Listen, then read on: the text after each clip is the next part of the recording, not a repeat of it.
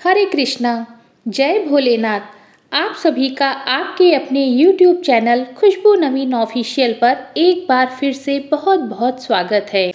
आज मैं आपके समक्ष श्रावण मास महात्म्य का अध्याय 5 प्रस्तुत कर रही हूँ। श्रावण मास महात्म्य के पहले 4 अध्याय मेरे चैनल पर अपलोडेड हैं। आप उन्हें चैनल की प्लेलिस्ट में भी सुन सकते हैं। तो रसपान कीजिए श्रावण मास महात्म्य का अध्याय 5, जिसमें रविवार व्रत का महात्म्य, विधि तथा कथा के बारे में बताया गया है।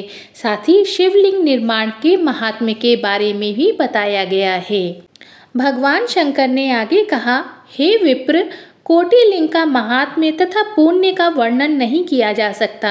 जब एक लिंग महात्म्य की कथा कहना ही असंभव जान पड़ता है, तो फिर कोटि लिंगों का महात्म्य कौन कह सकता है। यदि मनुष्यों में कोटि लिंग निर्माण करने की शक्ति न हो, तो उसे केवल 1000 लिंगों का निर्माण करना चाहिए। इसमें भी समर्थ ना हो तो 100 लिंग या फिर इस मास में केवल 1 लिंग बनवाना चाहिए। इस मास में केवल 1 लिंग बनवाने पर भी जीव मेरे पास निवास कर सकता है। कामदेव के शत्रु भगवान शंकर का 16 उपचार से षड्चर ओम नमः शिवाय मंत्र सहित अर्चन करना चाहिए। गृह यज्ञ करके उद्यापन करना चाहिए। हवन तथा ब्राह्मण को भोजन करवाना चाहिए। इस प्रकार व्रत करने से असमय में मृत्यु नहीं होती है। इस मास का व्रत बंध्यत्व का हरण करके संपूर्ण आपत्तियों को दूर करता है। रोग शोक संताप मिटाता है। ऐश्वर्य में वृद्धि करता है। जो कोई श्रावण मास में पंचामृत से अभिषेक करता है, वह इस शरीर को त्यागने के पश्चात कैलाश में मेरे नजदीक आकर एक कल्प तक निवास कर सकता है। वह प्राणी पंचामृत पीने वाला, गौ तथा धन आदि से युक्त, अत्यंत मधुर भाषी, त्रिपुरासुरहंता भगवान श्री सदाशिव का प्यारा होता है। जो श्रावण मास में हविष्यान्न भोजन करता है, वह चावल आदि संपूर्ण धान्यों की अक्षय निधि से युक्त होता है।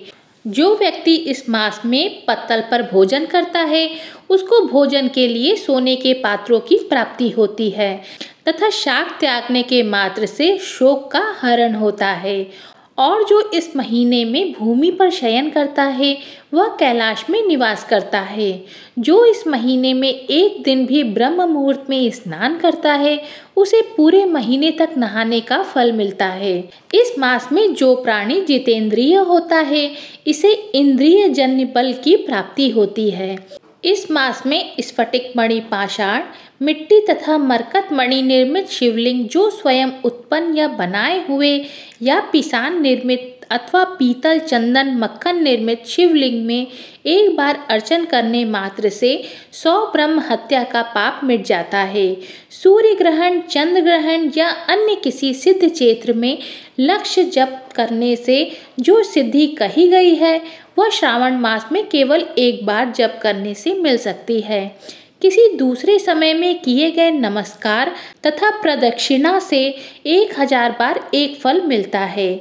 वह फल इस महीने में केवल एक बार के नमस्कार करने तथा प्रदक्षिणा करने से मिल जाता है। यह महीना मुझे अधिक प्यारा है। इस महीने में वेद पारायण करने पर सब वेद मंत्रों की अच्छी तरह से सिद्धि हो सकती है।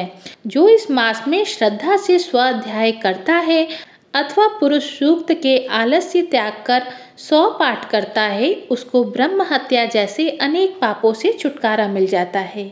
हे सनत कुमार, यह गुरु शैया पर पाप करने का उत्तम प्रायश्चित भी है। इसके तुल्य पाप नाशक पवित्र पुण्य फलदायक कोई अन्य साधन नहीं है। मनुष्य को चाहिए कि इस महीने में बिना पुरुष सूक्त पाठ के एक दिन भी ना बितावे। जो कोई इसको ढोंग मात्र कहता है, वह अवश्यमेव नरक को जाता है। प्राणी को समिधा चरु, तिल और घी से गृह यज्ञ एवं धूप, गंध, पुष्प, नैवेद्य आदि द्वारा अर्चन करना चाहिए। भगवान सदाशिव के रूपों का यथोचित ध्यान करके अपनी सामर्थ्य अनुसार कोटि होम, लक्ष होम और अयुत हवन करे। तिलों का व्याहृति मंत्रों द्वारा हवन करना चाहिए। गृह यज्ञ का नाम इसी को दिया गया है। हे सनत कुमार, अब मैं वार व्रत कहूँगा, ध्यान पूर्वक सुनना। रमणीक प्रतिष्ठानपुर में सुकर्मा नामक एक दरिद्र ब्राह्मण रहता था। भिक्षा पर ही उसका गुजारा होता था। एक दिन वह एक गृहस्थ के घर भिक्षा के लिए गया। वहाँ कुछ स्त्रियां आपस में मिलकर रविवार व्रत कर रही थी। उस ब्राह्मण को देखकर उस स्त्रियों ने पूजन सामग्री को शीघ्रतापूर्वक ढक दिया। उधर ब्राह्मण को अर्चन विधि जानने की लालसा थी। उसने उन स्त्रियों से कहा, आप सबने इस व्रत को क्यों ढक दिया? आप सब साध्वी हैं, कृपा करके मुझे इस व्रत की विधि कहिए। समदृष्टि रखने वाले सज्जनों का तो उपकार ही स्वार्थ है, क्योंकि मैं परोपकार जैसा दूसरा धर्म तीनों लोकों में नहीं है। मैं दरिद्रावस्था के कारण अत्यंत दुखी हूँ, अतः आप इस उत्तम व्रत का विधान तथा फल मुझे बताएं, मैं इस व्रत को करूँगा।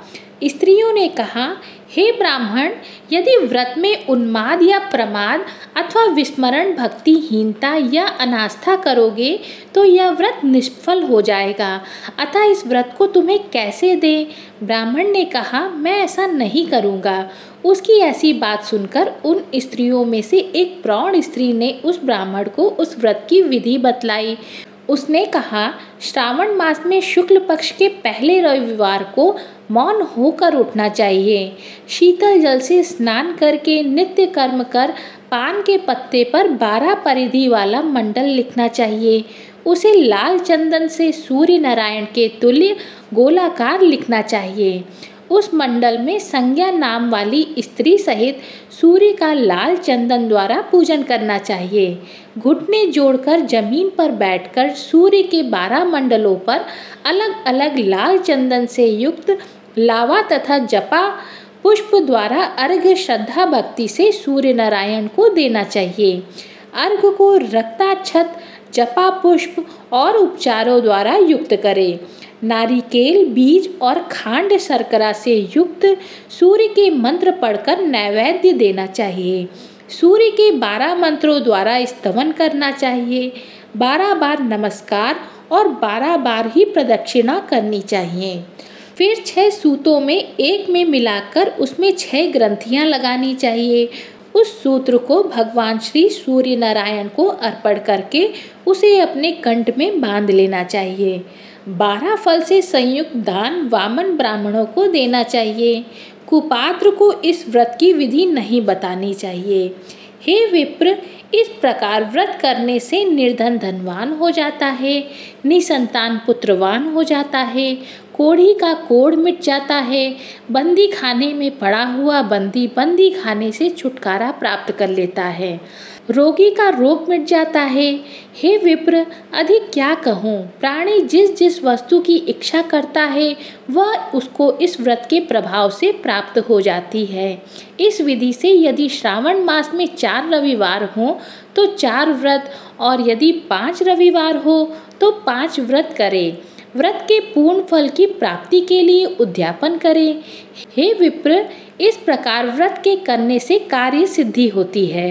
वह ब्राह्मण उन स्त्रियों से इस प्रकार व्रत की विधि जानकर अपने घर को वापस लौट आया।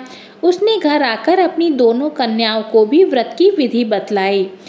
उस व्रत के केवल सुनने और अर्पण तथा दर्शन मात्र से वह कन्याएं अत्यंत सुंदर हो गईं तथा उसी दिन से उस ब्राह्मण के यहाँ लक्ष्मी निवास करने लगी। कई विधियों और कई प्रकारों से उस ब्राह्मण के यहाँ लक्ष्मी आई। वह धन कुबेर हो गया। एक दिन राजा ने मार्ग में से गुजरते हुए उन कन्याओं को अपने मकान की खिड़की में खड़े देख लिया। रूप की खान उन दोनों बहनों को देखकर वह देखता रह गया। वह उन पर मोहित हो गया।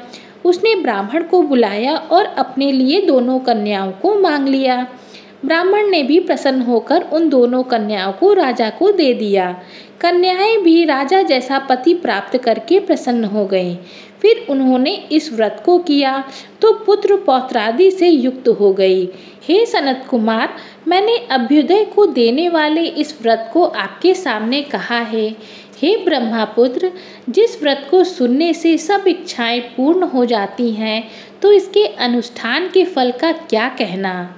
ओम नमः शिवाय। ये थी श्रावण मास महात्म्य का अध्याय 5। इसके आगे की अध्याय सुनने के लिए आप मेरे चैनल पर अपलोड होने वाली वीडियोस को ज़रूर सुनें। इसके आगे के अध्याय में सोमवार के व्रत की कथा के बारे में भगवान शिव के मुख से वर्णन किया गया है, तो वीडियो का ज़रूर इंतज़ार कीजिएगा। जय भोलेनाथ।